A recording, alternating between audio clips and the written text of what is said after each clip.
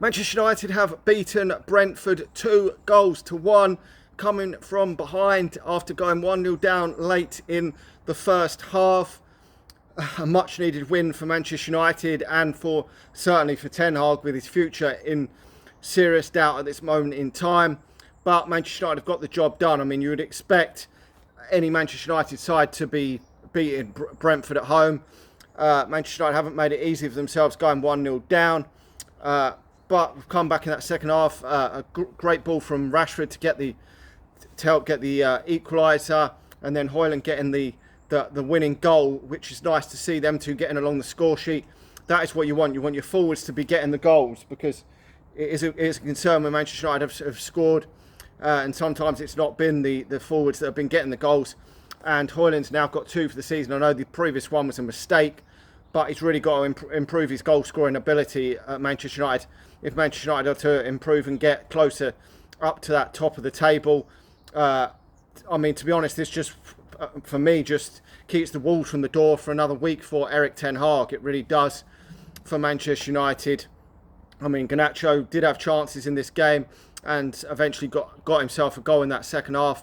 I think this is still a big season for Garnacho. He needs to be hitting that probably 10 goal mark in the Premier League, and maybe adding some assists to his game as well. But he has got the potential to be a very, very good player for Manchester United, and we just have to wait and see how he develops. But I mean, obviously, if he develops too well, he probably won't stay around with the horse shit that Manchester United have still been producing, and scraping and getting a 2-1 win over Brentford is only, as I say, keeping the wolves from the door for another game. We've got to now go on and hit some other teams, put some other teams to the sword. We've got Jose Mourinho's Fenerbahce in the week, and then I think we've got West Ham. So we've got some winnable games coming up, but I still wasn't convinced going into this game that Manchester United would win. I thought that Manchester United might get a draw out of this game, but I don't think many people were convinced that Manchester United could win this game of football today, which is crazy. When Manchester United went behind, people weren't losing their shit with how Manchester United have been. I mean, I know it was a bit of a mismatched team, and you're looking at that squad and that starting lineup, the amount of money that has been spent. You're still playing Casemiro and Eriksen in midfield, which is an ageing pair. It's still not up to where Manchester United want to go with this, but it is what it is at this moment in time. Will Erik ten Hag last? If we do win games, he's going to see out the season. But I mean, they're just dragging this out, and the longer it goes, the less likely he is to lose his job this season. And Manchester United will just paper over the cracks until they find someone better. But I still don't think that he is the geezer to take Manchester United forward. But at least the positivity today, Rashford getting that assist, so your forwards have done the business today.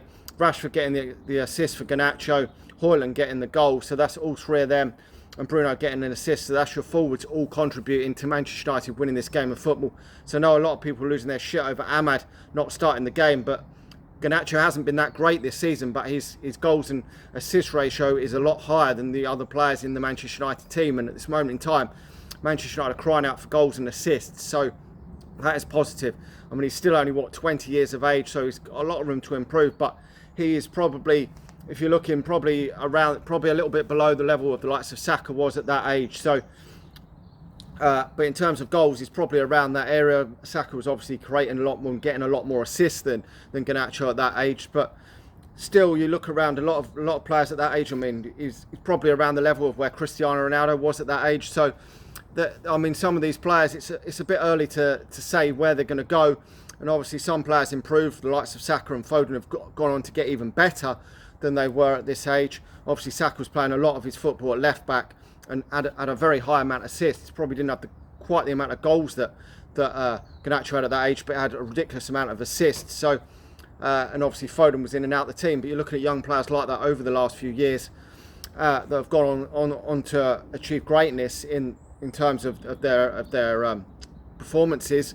And Garnacho could get to that level, but he's got to obviously be a lot more consistent in his game, and the performances have got to obviously improve. But the stats are beginning to come. His goals are beginning to increase, and I'm not sure how many he's got this season, but that is positive. Young players producing and hopefully getting better. We've got a lot of young players in and around the academy that hopefully can improve Manchester United as well.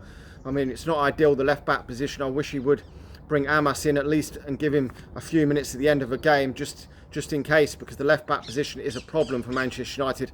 I'm not saying it was a complete problem because I mean, you've got Dalot as well. I'm not always convinced with him, and you've got Evans, who's an older player playing at centre back. It's a bit of a mismatch back four for me. I think if we could get a proper left back there, then keep Dalot always at right back, then get two centre backs that you're going to be sticking with, whether that's Martinez and De Ligt or De Ligt and Euro, or Martinez and whoever it is, and keep that back four. That's going to be a good thing.